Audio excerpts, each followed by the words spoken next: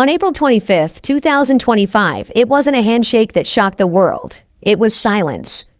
Behind closed doors, U.S. and Chinese negotiators watched 2 years of fragile progress collapse in a single afternoon. And within 72 hours, $2.1 trillion in global market value had been wiped out. Not by war, not by disaster, but by a deal that never happened. If you thought trade wars were just about tariffs or trade deficits, think again. Because what broke that day wasn't just an agreement, it was the foundation of the global economy itself. And the aftershocks? They're just getting started. Trade talks in Washington weren't just tense. They were brittle. According to Bloomberg, U.S. negotiators expected China to accept over 85% of pre-agreed terms. Instead, Beijing arrived with new demands, including the removal of all tariffs before any structural reforms were implemented. The moment talks collapsed, the Dow Jones plummeted 1,050 points, while the MSCI World Index recorded its worst single-day fall since March 2020, shedding 4.3% of its value. The economic rupture wasn't confined to equities. Bond yields inverted sharply, signaling recession alarms, while oil prices tumbled 8% in 2 sessions as markets braced for a collapse in global trade volumes. Reuters, April 2025. But it wasn't just numbers flashing red. Behind the scenes, supply contracts were pulled, shipping orders were canceled, and the world's biggest economies started quietly scrambling for lifeboats. And the fracture didn't stop there. It widened. Minutes after Trump posted that China had backed out after agreeing to almost everything, Beijing countered with leaked negotiation transcripts via state-run Xinhua News, revealing major unresolved issues on subsidies, tech transfer, and agricultural purchases. The revelation torpedoed market confidence. According to the Wall Street Journal, hedge fund outflows hit $29 billion that week, the highest since the 2008 crisis, while the VIX Volatility Index spiked to 41.2, levels unseen outside pandemic shocks. Investors realized the facade of progress had been just that, a facade. The collapse of credibility triggered a run, not just on stocks, but on the very idea that adults were steering the ship, said Mohammed El-Arian, chief economic advisor at Allianz, in an interview with CNBC. But the worst part, Washington's retaliation poured gasoline on the fire. Rather than stepping back, Trump doubled down. On April 26th, Executive Order 3081 imposed 145% tariffs on a sweeping $430 billion catalog of Chinese goods, from electronics to food ingredients to industrial equipment. According to the White House press briefing in April 2025, China responded immediately with 160% retaliatory tariffs targeting American agricultural exports, rare earths, and aircraft parts.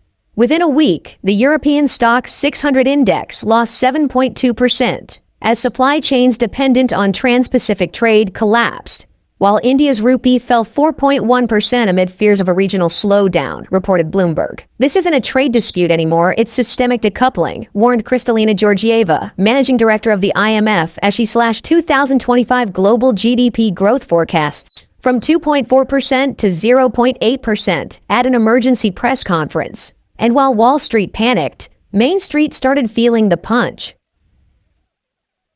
Container shipping rates between China and U.S. West Coast ports surged 112% in just 2 weeks post-tariff escalation, according to Drewry Shipping Consultants, while port congestion at Los Angeles and Long Beach skyrocketed 73%. Major retailers like Target and Best Buy warned that inventory shortfalls could hit by June 2025, citing critical vulnerabilities in semiconductor, apparel, and pharmaceutical supply chains. Pharmaceutical companies were already rationing active ingredients for basic medications, including antibiotics and insulin, whose raw materials are overwhelmingly sourced from China. A supply chain analyst at Flexport captured the urgency bluntly. We're 60 days from rationed electronics, 90 days from empty pharmacy shelves, and 120 days from grocery store shortages. But for many American families, the collapse isn't just invisible logistics. It's about soaring costs they can't escape. The first impact came at checkout counters. By March 15th, the Consumer Price Index recorded a 9.1% surge, year-over-year in core goods inflation, the sharpest monthly spike since 1982, according to the Bureau of Labor Statistics. Grocery prices climbed 13%, led by double-digit increases in fresh produce and packaged foods, heavily reliant on imported inputs. Electronics jumped 22% on average as component shortages squeezed inventories, while used car prices, already strained, spiked an additional 18% as supply of new vehicles collapsed. Wages, meanwhile, remained largely stagnant, with real disposable income shrinking 2.7% in the second quarter of 2025, according to Federal Reserve economic data. The net effect? Households aren't just adjusting budgets, they're bracing for survival, and economists warn the inflationary spiral is just beginning, unless trade tensions de-escalate, something no side appears willing to do. When U.S. tariffs surged, allies didn't rally, they hedged. By early May 2025, the European Union finalized a $112 billion trade pact with China and Brazil, designed to create tariff-free corridors bypassing U.S. ports entirely, according to the Financial Times. South Korea's Hyundai Motors announced a $6.2 billion expansion in Vietnam, rather than building new plants in Georgia, citing long-term geopolitical instability in North America, as reported by Bloomberg. Meanwhile, Brazil redirected 78% of its soybean exports from U.S. clients to Chinese buyers, after Beijing signed a 10-year supply contract worth $43 billion, according to Reuters. Instead of isolating China, Washington's tariff blitz triggered a new survival strategy among its own allies, one built on reducing exposure to American markets. But this fracture wasn't just diplomatic, it's rewriting the rules of global influence, and fast. The retreat isn't hypothetical, it's measurable. According to Goldman Sachs' April 2025 Global Investment Report, U.S. inbound foreign direct investment fell 19% quarter-over-quarter, the sharpest decline since the second quarter of 2020. Corporations aren't waiting for Washington to stabilize, they're rerouting operations.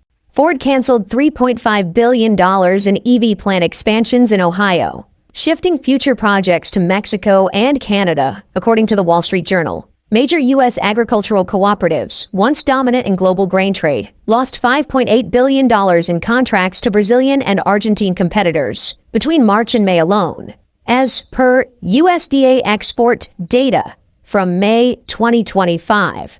And at the diplomatic level, G7 members are quietly exploring alternative security and trade frameworks without U.S. leadership at the center.